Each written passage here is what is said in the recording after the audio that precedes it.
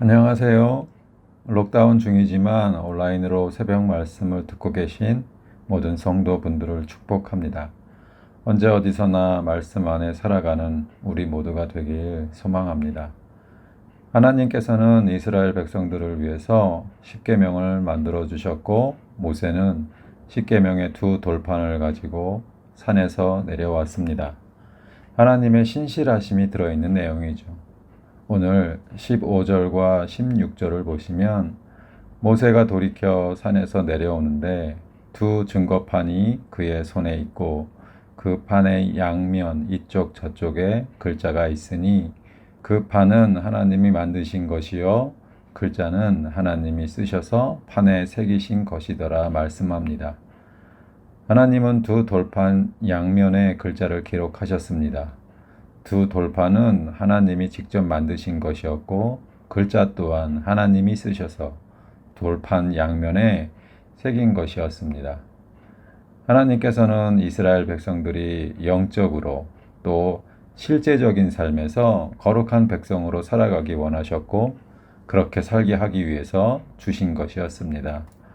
그런데 40일 동안 모세가 산에 있는 동안에 이스라엘 백성들은 하나님이 생각과는 전혀 다른 삶을 살고 있었습니다.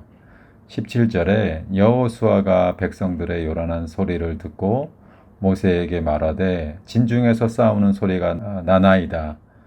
모세가 이르되 이는 승전가도 아니요 패하여 부르짖는 소리도 아니라 내가 듣기에는 노래하는 소리로다 하고 진에 가까이 이르러 그 송아지와 그 춤추는 것들을 보고 크게 노하여 손에서 그 판들을 산 아래로 던져 깨트리니라 말씀합니다. 모세는 여호수아와 함께 진에 가까이 이르렀고 이스라엘 백성들이 송아지 앞에서 춤추는 것을 보았습니다. 이에 모세는 분노하여 두 돌판을 산 아래로 던져 깨트립니다. 모세는 생각지도 않은 백성들의 광경을 보고 크게 분노한 것처럼 보이지만 이미 본문 7절에서 하나님이 모세에게 말씀해 주셨었습니다. 백성들이 부패해서 우상을 만들었고 그것들에게 예배하고 제물을 바치고 있다 말씀하셨습니다. 하지만 모세는 하나님의 진노하심과 백성들을 진멸하겠다는 말씀 앞에서 하나님의 진노를 돌이키게 합니다. 그랬던 모세가 자신의 두 눈으로 우상 앞에 춤추는 것을 보았을 때 크게 분노하였습니다. 왜 그랬을까요? 산 위에서 하나님이 말씀하셨을 때 모세는 그 광경을 보지 못했기 때문이었습니다. 하나님만 이미 보시고 진노하셨던 것이었습니다. 모세의 분노는 하나님의 진노하심이었습니다. 모세의 이 행동은 모세의 혈기의 분노가 아니고 하나님의 진노를 대신 표현된 선지자의 행동이었습니다. 두 돌판을 깨트린 것은 이스라엘 민족과 맺었던 하나님의 언약이 파기된 것처럼 보여지지만 모세의 이 행동을 통해서 하나님과 백성들의 언약이 아주 깨져버렸다면 다시 돌판에 십계명을 받는 일이 없었을 것입니다. 하나님은 택한 백성을 버리시는 것 같은 진노를 나타내시는 때가 있습니다.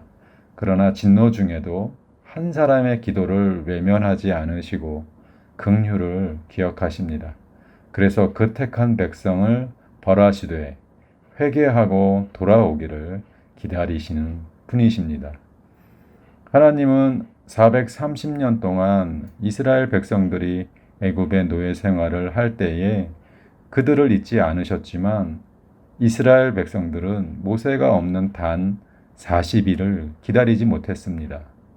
하나님은 이스라엘 백성들을 위해서 십계명을 준비하셨는데 이스라엘 백성들은 자신들을 위해서 금송아지 우상을 만들었습니다. 이 두 가지 모습 너무나 비교되지 않으십니까? 이스라엘 백성들에게 하나님이 주신 축복이 얼마나 됩니까? 물론 광야에서의 삶이 쉽지는 않았지만 백성들은 원할 때마다 하나님이 충분하게 베풀어 주신 것을 보았고 또한 누렸습니다.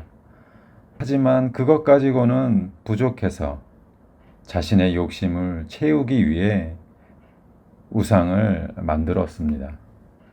우리의 눈으로 보면 대단한 헌신 같습니다.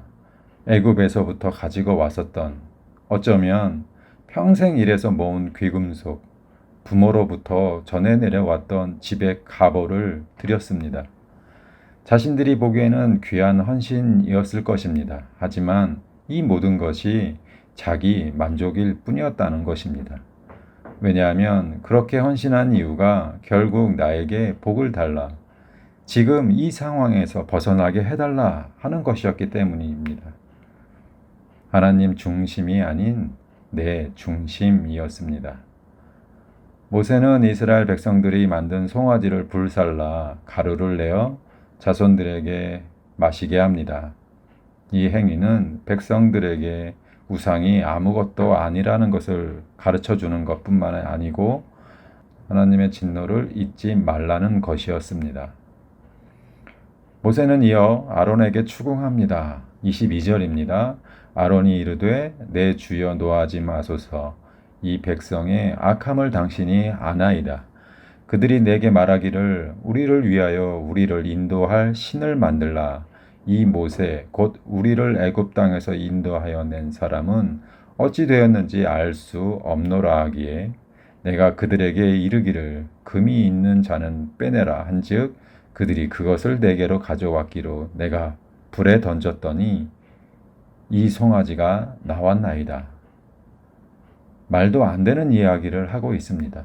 아론은 모세와 함께 이스라엘 백성을 이끈 지도자였습니다. 그렇다면 백성들이 죄를 지을 때 멈추게 해야 했습니다. 자신의 잘못을 인정하는 모습이 아닌 백성들에게 오히려 그 죄를 돌려버립니다. 불에 던졌더니 송아지가 나왔다는 건 정말 구차한 핑계밖에 되지 않는 것이죠.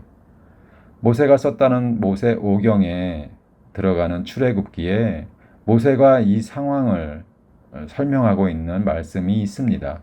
32장 3절과 4절 말씀을 보면 조각칼로 새겨 송아지 형상을 만들었다 말씀하고 있습니다. 아론의 모습은 모세의 모습과 너무나 비교됩니다. 모세는 이스라엘 백성들을 정말 사랑하는 지도자였습니다.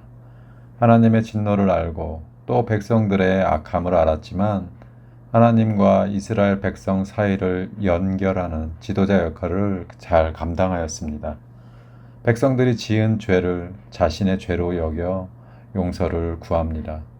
이것은 신약에 와서 예수님께서 하나님과 우리 사이에 중보자 되시는 모습을 보게 합니다. 이것이 모세가 위대한 지도자라는 이름을 얻고 이것 때문에 구약에 나타난 예수 그리스도의 모형처럼 느껴질 수 있는 것입니다. 출애굽기 20장에 보면 10계명의 말씀이 나오는데 하나님은 너를 위하여 새긴 우상을 만들지 말라 말씀합니다. 하나님을 위해서가 아니라 너를 위해서 만들지 말라 하는 것입니다. 믿음의 대상은 하나님이십니다. 그렇다면 믿음의 목적도 하나님을 위해야 하는 것입니다. 어떤 조형물도 하나님을 표현할 수 없습니다. 영이신 하나님을 어떻게 표현하겠습니까?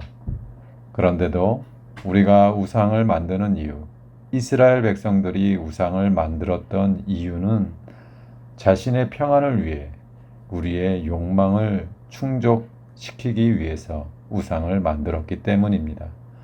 그런데도 이스라엘 백성들은 하나님의 형상을 만들고 그 형상 앞에서 춤과 노래를 하였습니다. 자기 뜻대로, 자기 방법대로 하나님을 믿으려는 사람들입니다. 누구를 위해서입니까? 자신을 위해서, 자신의 욕망과 자기의 만족을 위해서입니다. 하나님을 그 중심에 두었다면 결코 그럴 수 없었을 것입니다. 하나님의 중심에는 늘 이스라엘 백성들이 있었지만 그런 이스라엘 백성들의 중심에는 내 중심만 있었습니다.